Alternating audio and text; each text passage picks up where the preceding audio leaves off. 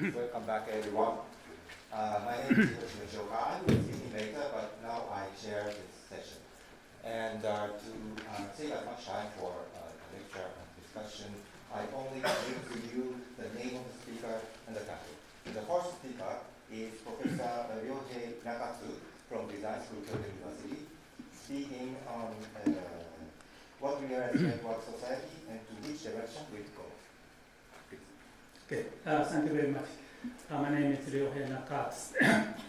And basically my background is engineering, but now I became senior, so more and more I became interested in the relationship, not only technology, but relationship between technologies and society,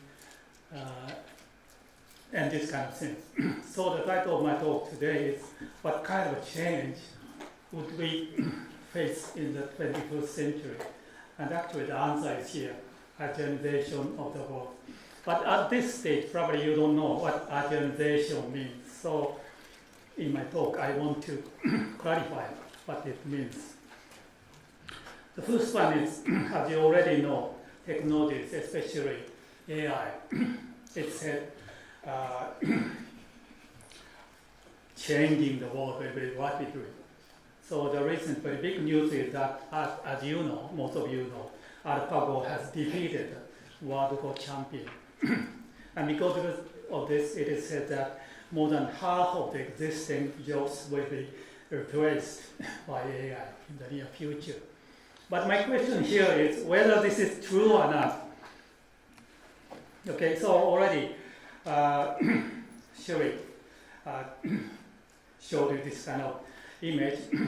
But in April, with NAOKO TOSA, I visited New York and stayed near Times Square for 1 month and visited Times Square many times. The first time I visited New York and Times Square, that was almost 40 years ago. But this time, and of course after this I visited New York many times, but this time somehow a question came to me, has US changed in the last 40 years or not?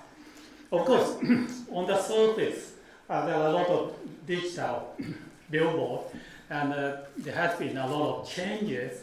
But if I walk around, what I found is that this kind of very small shops, hamburger shops or hot dog shops, almost the same. We found it in 40 years ago. And on right, there are a lot of souvenir shops, except it's almost the same, except this kind of small change. So this means that, in one sense, our daily life or our lifestyle, from the point of our daily life, lifestyle, it seems that there has not been a big change, only a small change or no change. But again, is this true or not? Of course, there are some big changes. One is this one. This kind of scene did not exist 40 years ago. Not only in Japan, all over the world. Most of the people are watching smartphones while walking, waiting bus, even in the subway or something like that. Probably I think this is one of the biggest changes that happened in the last 40 years or something like that. And last year, there were another big changes. Of course, you know, this is the one, right? The interesting is that most of the people could not expect this, but it happened. That even for Japanese, it was very strong, very big, supply. And here, small one, Brexit. Also, this was not so much expected. So these are the big changes. And what I want to say is that there are very close relationship between these two phenomena. So what is this? That is what I want to talk in my presentation. So in my presentation, I want to talk what is actually happening, what is the underlying basic movement, and what is called this movement, and finally, what will be the future of the society. The first one is what is actually happening. Probably our communication behaviors are changing, basically changing. Right? So now people like to communicate with the intimate ones anywhere, anytime. On the left side, it's a meeting, formal meeting, but still this guy is communicating probably with his friend or something like that. And on the right side, it's a family gathering, but each of the family members are doing communication with somebody else. So this is the biggest change we have seen. Probably, but at the same time, we see very similar thing. Until 10 years ago or something like that, it used to be said that a person with a camera and a glass should be a Japanese. But nowadays, not only Japanese, people all over the world like to take photos anytime and anywhere. So this is another big change. So probably from these two phenomena, we can say something. What is actually happening? I dare say this is the relationship between formal behaviors and private behaviors. And my opinion is that formal behaviors and private behaviors are merging. So again, a meeting is a formal event. It is expected that people behave in a formal way. But still many people are doing private behaviors, like checking email or something like that. On the left, it's a sightseeing spot. To take photo takes some place and some time. So it is very, very troublesome for other people. But still people like to do this kind of behaviors. When I thought of this kind of formal behaviors and private behaviors, it reminded me of a very interesting thing. It's a honne and takemai. Honne is a Japanese meaning private opinion. Takemai is again Japanese meaning formal opinion. And Japanese people have been accused of having honne and takemai. It's a double principle. But actually, people all over the world have honne and takemai. It's a very natural thing. What should be accused is that Japanese tend to confuse these two. On the right side, it's a very good example. Mr. Aso, he's number 2 in the Abe cabinet. Once he said, actually, I was against the privatization of post office when I was a member of Koizumi cabinet. It's his private opinion, right? But as he should not express this in a very formal situation, right? So that is, I think, in Japan, this kind of thing usually happen. But now, this is not, local issue, but it's global issue. Again, this guy comes. Wow, Trump goes. I will build a great wall between U.S. and Mexico. Wow. Any change, any negative polls, fake news, just like the CNN, ABC, maybe something like that. I understand, probably we understand. There are many people who think like this, but they don't express this because we know, it is not so relevant to express this, especially in a very formal situation. So it's a typical, confused between honne and takemai. But this is happening not only in Japan, but at a global stage, global level. That is probably the biggest change that happened. So then, let's go to the next one. What is underlying basic movement? Probably I think there is some reason that caused this kind of change.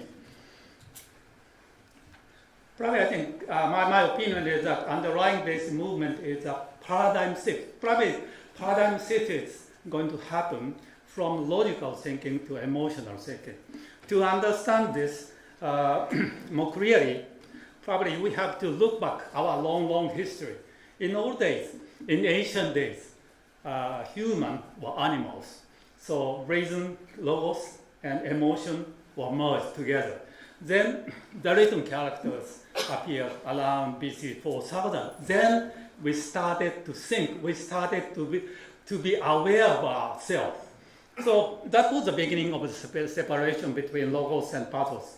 Then in Greek era, the famous guy, Plato, and his philosophy came. So he, as you know, of course you know better than me, he compared human to a carriage with 2 horses and 1 driver. And logos, one driver means logos. It's a rational part of human behavior and thinking. On the other side, pathos means emotion. And there are two aspects in emotion. One is the bright side, it's passion. But at the same time, there is a dark side, instinctive desire. So what he said, what Roccos said is that logos should control dark side of pathos with the help of bright side of pathos. So this has been the long, kind of a principle for human.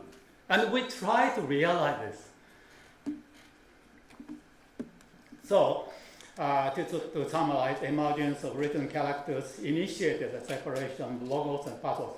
And Greek philosophy declared it explicitly.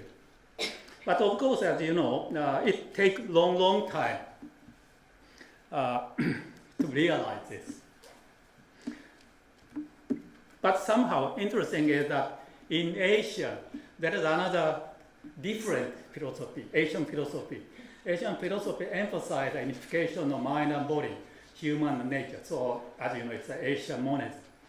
So if we discuss this deeply, we should discuss the relation between Asia and Western countries and Asian countries or something like that. Maybe later Prof. TOSA will touch this very interesting topic. But in my presentation, I don't know. I don't touch this because it takes a long time. Okay, then even though Plato declared the separation between logos and pathos, this kind of thought or philosophy was shared on the high level people, for normal people, for ordinary people. Of course, their daily life was still very emotion-based one. But then the invention of printing technology came around AC 1445. What this means, because printing technology made it very easy for people to know, to read, to know and know philosophy or thoughts, right? So then the separation, the basic concept, philosophy of separation between logos and pathos was spread and accepted by people. So it accelerated the separation of logos and pathos. So that is a long history probably I think in Western countries. And interesting is that Marshall McLuhan very clearly declared this. He clearly mentioned that the invention of printing technology contributed to the making of typographic man. If people depend on written characters or written sentences or something like that instead of other images or something like that. That is actually happened. Then, why this is happening now? Right? So, I think we have been trying to separate logos and pathos for, based on using a lot of time. And now, somehow, on the opposite tendency, opposite movement is happening. People is becoming more emotional, depending on communication, emotional communication with their friends, with their families, or something like that. And again, this. So until recently, we could not expect this kind of guy could become leader. Not only leader, it's a world leader, U.S. president. But his behavior is very emotional, not logical, not rational. So probably I think this means that it looks that logos and pathos are after the separation. After the long years we try to separate these two, somehow approaching and even merging together. Okay, then what has caused this movement? Let's go to the next one. Well, I asked many people, not only in Japan, but in other countries, and discussed with them why this kind of thing is happening. And most of them answered me, it's new media, such as mobile phone, iPhone, and this kind of thing. It's based on, especially before this, the network, right? Network technologies and the new media. such as mobile phones, iPhones, and this kind of thing. It is true, actually it is true, but it is a little bit unbelievable. Within a very, very short time, this kind of big change happened. So I read, I tried to study a kind of a media history, and what I found is that the invention of movie and telephony, this is only at this stage a kind of a hypothesis, but I believe movie and telephony that happened more than 100 years ago actually initiated the movement. So this movement actually happened more than 100 years ago, and then now somehow being accelerated recently. So let's look at the first one, telephony. So as you know, telephony was invented by Graham Bell in 1876, more than 100 years ago. And telephony initiated the merge of logos and pathos. Why? Probably you can understand. You can easily understand. Telephony introduced emotions as important factor of communications. Before the invention of telephony, the communication method between two people in a distant place is only sending letters or this kind of thing. Of course, letters could become emotional, but basically, written characters, written sentences should not be emotional. So should be rational or logical. But telephone communication means it's a voice communication, live voice communication. It is very natural to introduce emotion into voice communication. So this means that telephony lowered the barrier between office and home. Until telephone came, it was very, very difficult for businessmen to communicate with their wife, children staying at home. But after telephone was introduced, even during working hours, they can communicate with their wife. So, probably I think because of this merge of formal and private life, it spread. It gradually spread. And mobile phone. Actually, what mobile phone did is to accelerate this kind of trend. Because using mobile phone, we can communicate with a friend and family members anytime and anywhere. And the next one is the movies. Movie was invented again, as you know, by Lumiere brothers in 1895. Again, more than 100 years ago. And invention of movies initiated the merge of logos and pathos. Why? Movie introduced images as important communication medium. So before movie came, again, the main major communication method for us, especially in the case of people who live in distant places, is to use written characters. So written characters, its basic function is to send logical messages, not emotional messages. Of course, we can do that, but still the basic function of written character is to send logical messages. But then images, as you can see in movies, started to make people emotion dependent, because images have so strong power to appeal to our emotion directly. So the movies, by watching movies, as you know, that is the reason why Hollywood movies, most of the Hollywood movies are so emotional. So that is the basic function of movie, to make people more emotional or something like that.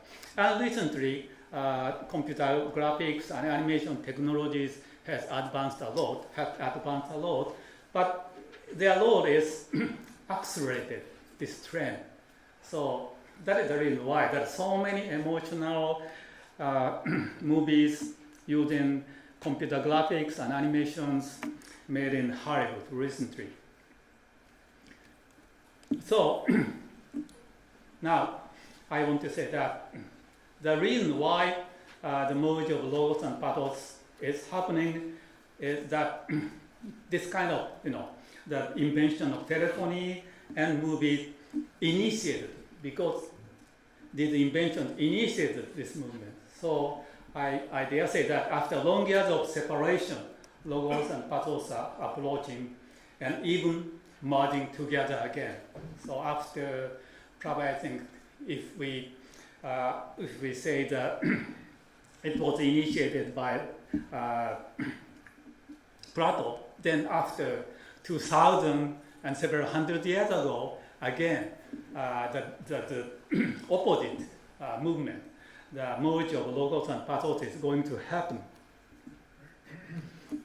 So then, based on these observations or my own opinion, I'll discuss a little bit about our future, what will be the future of our society. So again, for this question, I discussed with many people what will be the future of our communication or our society, our behaviors. And many people say globalization is a trend, globalization.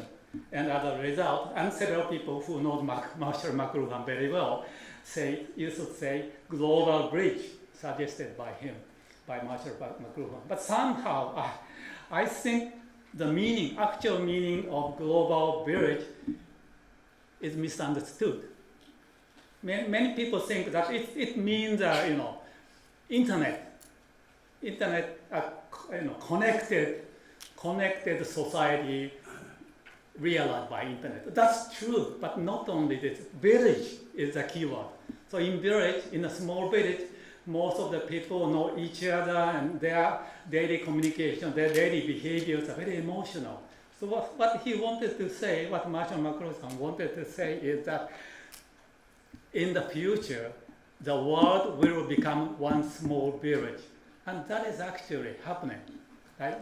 What I show you by the photos of people using mobile phones anytime and anywhere, and also the Trump saying, using Twitter, expressing all the time very, very emotional messages. But I want to say, globalization means actually it's a westernization. And on the other hand, Asianization would become a new direction. So, I think you would agree, westernization means that to introduce Western cultures, Western technologies, and in one sense, Western lifestyles. Probably I think here is the reason why IS is so strongly against this kind of trend. They want to keep their own, in one sense, what they want to do it to keep their own, long traditional lifestyle or something like that. But somehow, westernization, we cannot stop it. But at the same time, it's on the surface, westernization is happening. But as I explained, on the deep level, the opposite movement is going on. It's Asianization. As I said, in Asia, actually the separation of Roccos and pathos did not happen. So we did not have such kind of philosophers as Plato who declared the separation, the importance of the separation between Roccos and pathos. Asian famous philosophers usually emphasize the importance of the integration of human with nature or something like that. So, the future of our society, what would be the future of our society? This is a very, very difficult question, and probably I cannot answer this. But one thing I can say is that our behaviors are, in one sense, going back to those of ancient era. And because it goes too far, the bad dream is that we will go back to the era when we were animals. So, in that sense, it's very symbolic that Trump was elected as U.S. president. And very similar, there is very similar phenomenon like cool Japan. So these ladies very emotional. They don't care about logical thinking. What they care is very emotional, to establish very emotional relationship with their friend or something like that. But this one, whether we are going back to Lyra, when we were animals or not, this is a very difficult question for us to answer, for me to answer. If we want to predict the future, I think the good thing is that we would look back our long history. And then I studied a little bit about the long history of humankind. As you know, human, it started, unfortunately, our, Prof. Yamagi already left, but this is probably, I think, his special area. A human left Africa around BC 60,000, and then started to spread all over the world. One party went to Europe, and the another one went to east and arrived Australia around BC 40,000. And then the rest will go up to the north and went to the North America, and then went down to a long way, and they arrived to the south part of the South Africa. It was around BC 12,000. So when I knew this kind of long history, I was so much impressed, because on their journey there should be a lot of difficulties. So why could humans spread over the world instead of various difficulties, such as the adaptation to cold weather? Why they had to went so far away to the north, and also the move beyond the sea. Sometimes probably they try to move beyond the sea, where they could not see the island, the other side. Probably I think human as a species have the capability of evolving even if they face unexpected situation. So this is still AI cannot solve. What big data and deep learning can solve is what already happened. What is so unexpected things AI cannot do. Right? That is probably the present day AI has the problem that present day AI has. And the last of my thought, it's very stupid. I don't know whether you would agree or not. Probably emergence of new type of readers such as Trump. So after I knew that human as a species had capability of evolving even if they face an unexpected situation. So maybe what is happening now could be understood if we think it's a kind of an evolution, new evolution or something like that. So it's very stupid, but to think like this. But emergence of new type of leaders such as Trump might mean that humans are evolving to a new direction that Plato could not expect or something like that. Okay, but this is still only a kind of a thought, and probably I think I have, and we have to think about it and study more or something like that. So anyway, it's the end of my presentation. Okay, thank you very much.